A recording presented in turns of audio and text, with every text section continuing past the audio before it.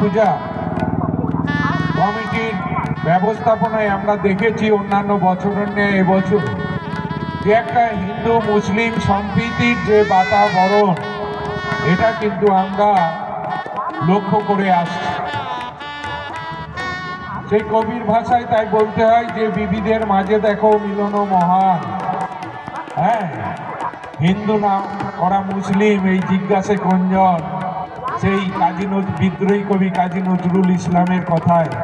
কিন্তু আমরা এখানে আমরা যারা আছি আমাদের মধ্যে কিন্তু সেই সাম্প্রদায়িকতা নেই, আমাদের মধ্যে কেবলমাত্র সম্প্রীতি, ভালোবাসা এবং বোঝাই থেকে আমরা এই কয়েকদিন ধরেই সকলে মিলে হিন্দু মুসলিম সকল সম্প্রদায়ের মানুষরা এখানে এক হয়ে কামনা করি এবং একই সঙ্গে আমাদের উচ্চ মাধ্যমিক পরীক্ষাও চলছে। মেলা কমিটির কাছে আমি